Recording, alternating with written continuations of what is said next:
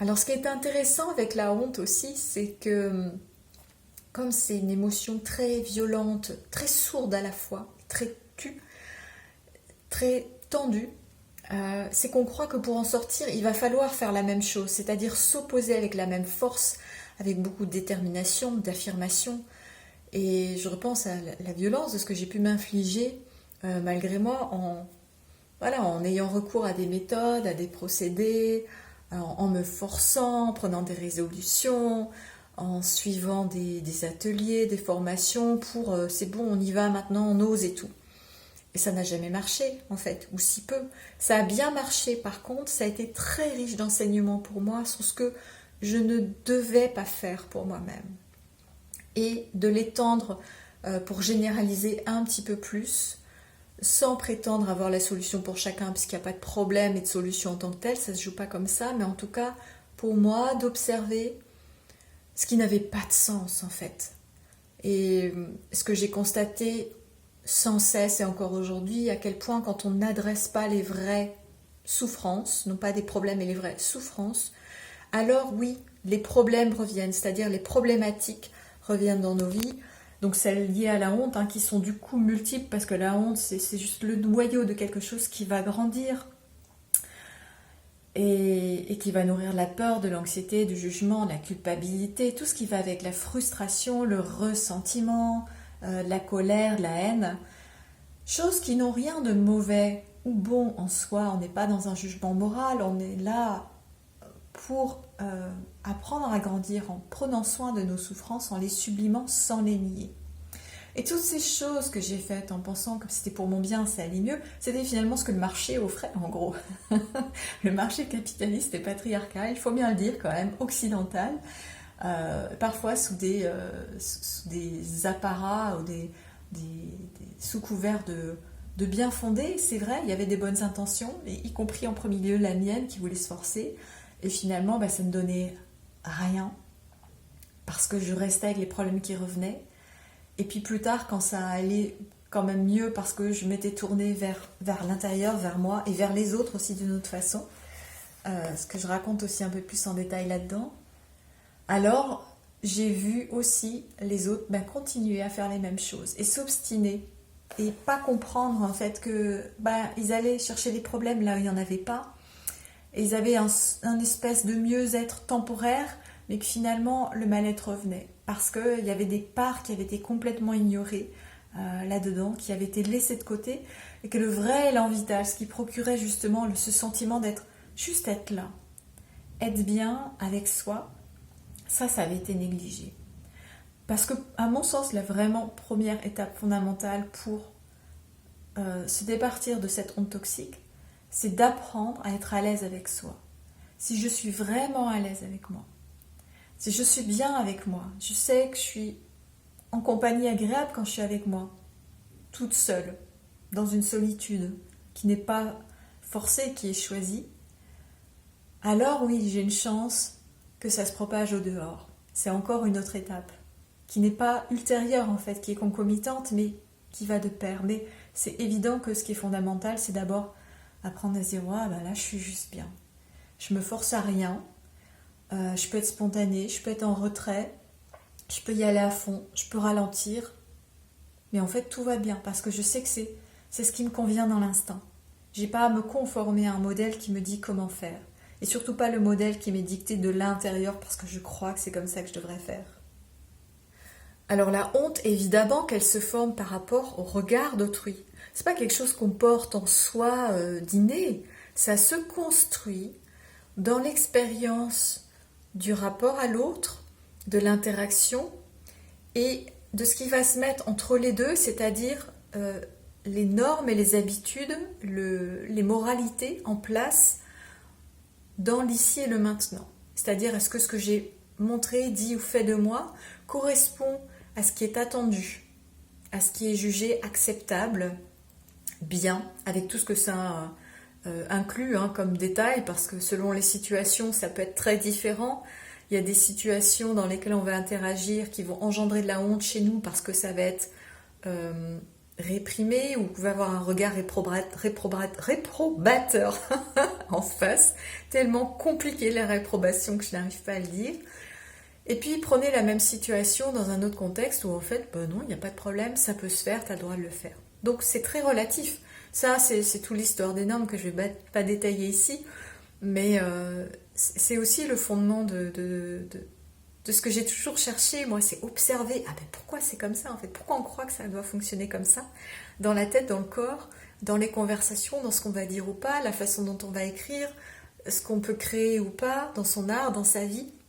C'est une vraie passion pour moi, les normes, parce qu'en fait, nous sommes les normes, c'est pas quelque chose d'extérieur.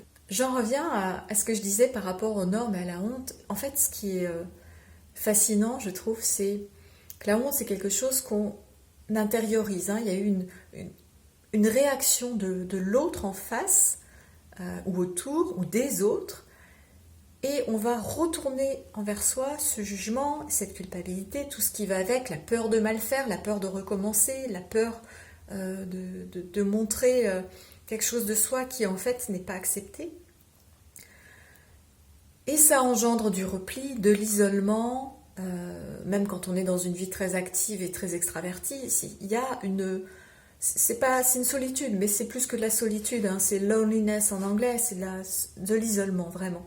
Des parts de soi qui sont complètement verrouillées parce que si on les libère, c'est trop dangereux en fait pour la survie.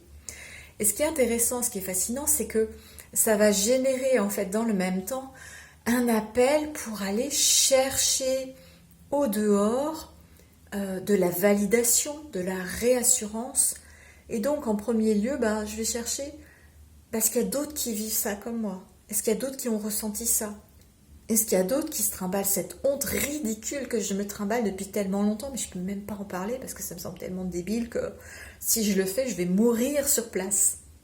Le ridicule ne tue pas, mais il peut faire très mal quand on n'a pas le détachement nécessaire en fait. Et c'est évident que tant qu'on est dans la survie, c'est impossible de prendre cette distance et ce recul pour alléger un peu les choses. Et donc ce qui est formidable, c'est qu'on va chercher à s'identifier à quelque chose d'extérieur. D'où souvent le fait que j'ai beaucoup consommé de témoignages, de vlogs, de vidéos où les gens vont parler de leur vécu, de leur parcours, des biographies, des choses assez intimes, que ça soit à travers des émissions, de la littérature, des créations, que sais-je, des conversations. Je vais chercher à en savoir sur les autres, sans me montrer moi. Mais je vais rester à l'extérieur, beaucoup observer, et essayer de trouver celui ou celle qui va raconter finalement un peu de mon histoire, voire toute mon histoire. D'où la pléthore après de feedback, de retour quand les choses collent un peu. Ces commentaires qu'on peut voir sur la toile notamment. Ah mais c'est exactement ça. Ah t'as vraiment trouvé les mots. Comment tu sais ce que j'ai vécu? Et l'autre personne n'en sait rien en fait de ce que j'ai vécu. N'en sait rien de ma vie. Il peut y avoir quelque chose de très différent, mais il va y avoir un ou plusieurs indices qui en fait vont répondre à la demande de mon cerveau et de mon cœur. Dis-moi que ça existe, dis-moi que je peux exister comme ça, dis-moi que toi aussi t'as vécu ça, et ça va faire un grand oui dedans. Ah oui, c'est bon, j'ai compris, je sais, quelqu'un d'autre l'a fait, l'a vécu. Et ça, c'est la première étape. Donc, bien évidemment que dans le livre, il y a des parts de moi qui sont relativement intimes et que je raconte à ma manière, qui ne concernent que moi, et je suis loin de dire de raconter toute ma vie, bien sûr, mais ce que j'ai voulu partager, je le partage. Bien évidemment qu'il y a des gens qui vont dire « je comprends pas où est la honte là-dedans », d'autres qui vont dire « bien sûr, c'est exactement ça ».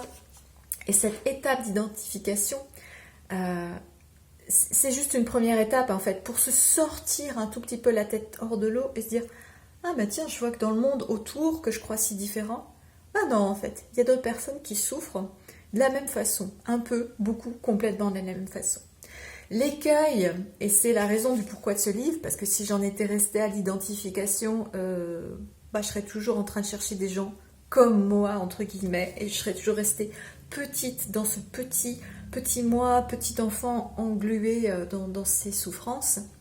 Donc l'écueil, c'est de rester là-dedans et de se conforter là-dedans en oubliant que de toute façon, on est seul dans cette vie, on est seul entouré de plein d'autres, c'est-à-dire que c'est à nous de construire notre chemin, de nous donner cette autorisation de redevenir auteur de notre vie pour être singulier. Parce qu'il n'y a que la singularité, l'unité, l'unicité qui apporte la connexion avec les autres, véritable.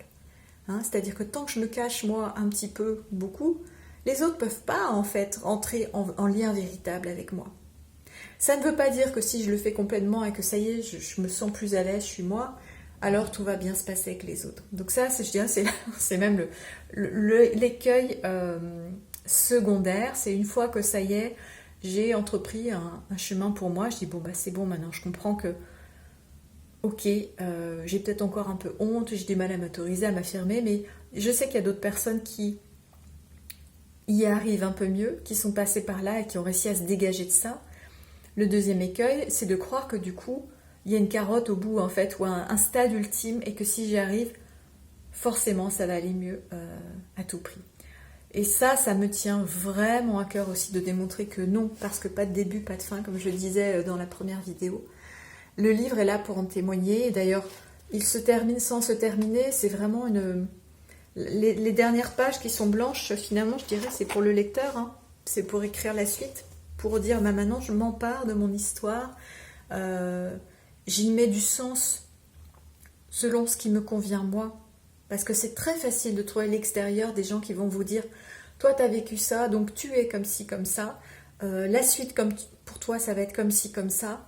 Voilà le sens que ça a, voilà ce que ça veut dire en fait, pour tes cellules, pour ton cerveau, pour ton cœur, pour ta digestion, pour tout ce que tu veux, tes allergies, tout ça. Bon, oui, on peut trouver des explications psychosomatiques, transgénérationnelles, médiumniques, tout ce qu'on veut, somatique, pure physiologie, voilà, t'as eu ça, ta. Bien sûr, mais ce qui compte en fait, c'est de savoir de soi à soi qu'est-ce qu'on veut se raconter. En somme, c'est vraiment passer justement du lecteur avide de savoir la vérité, un peu passif en fait, en attendant que tiens, enfin le livre qui va me donner la révélation.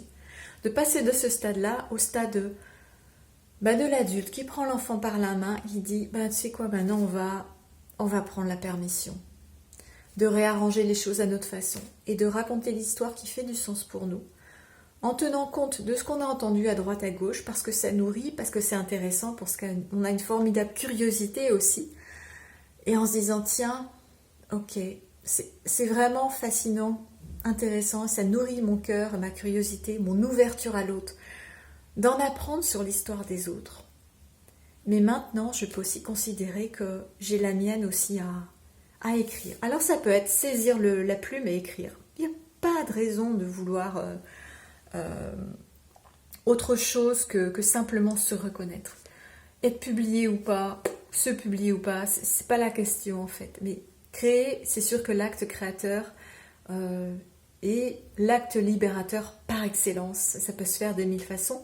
Et donc si les personnes qui m'écoutent à ce moment-là encore veulent aller plus loin, le programme de la traversée associé au livre, s'autoriser à être les premiers pas pour se libérer de cette onde toxique et retrouver le plaisir d'être soi. Ce programme est disponible en tout temps sur mon site. Vous pouvez le pratiquer à votre rythme, retourner, faire des allers-retours dans les vidéos. Ce sont des expériences somatiques, sensorielles, créatrices, dans lesquelles vous allez pouvoir tirer les fils de votre histoire, sans avoir à l'analyser en détail, sans avoir à ressasser, ruminer, mais retrouver d'autres angles de perception pour retrouver cette position d'observateur conscient, presque omniscient finalement, en tout cas plus de conscience dans ce qui est vécu, avec un regard plus détaché, plus léger, et retrouver cette ouverture vers le plaisir. Le plaisir, donc c'est-à-dire pas de gêne et simplement être soi comme on est, en essayant d'aller vers une acceptation telle qu'elle est, mais prendre déjà conscience de comment je m'accepte, un petit peu, complètement, beaucoup, ça dépend des jours, ça dépend des moments, mais les expériences viennent étayer en fait ces ressentis et les enrichir au fur et à mesure avec vos propres mots et votre propre voix. Donc c'est pas du tout quelque chose où je vous dis faites ci, faites ça, c'est comme ci, comme ça, croyez mes mots, croyez ma voix, c'est moi j'ai fait comme ça, Voilà quelques-unes des parts de mon expérience que je vous livre. Voilà ce qui a marché, ce qui n'a pas marché. Voilà ce que j'en ai retiré comme sagesse intérieure, qui n'est pas générale, mais néanmoins je pense que beaucoup de choses peuvent se transférer. Et surtout, voici des expériences que je vous invite à faire, dans laquelle vous allez pouvoir vous reconnecter à votre propre voix intérieure, à vos propres ressentis pour redevenir acteur et décider, choisir. La honte, c'est un endroit, un terrain, un marais dans lequel on s'englue, où on n'a plus de pouvoir sur soi. Et on croit qu'on doit retrouver du pouvoir sur les autres, sur sa vie, en faisant des choses en grand, avec de la force, des efforts et tout. Et moi, mon travail, en fait, consiste à ouvrir les possibilités pour aller vers d'autres terrains de jeu, où on retrouve du discernement et de la facilité à décider, à agir avec douceur et force en même temps, mais dans le respect de soi et des autres. Ça s'appelle aussi redéfinir ses propres normes au jour le jour en fonction de ce qu'on ressent somatiquement, sentimentalement, je dirais émotionnellement et au niveau de la conscience, spirituellement aussi. Donc si vous êtes appelé, si vous avez envie d'en savoir plus sur ce programme, sur cette traversée et pourquoi pas y participer, vous avez les détails bien sûr dans la description de cette vidéo.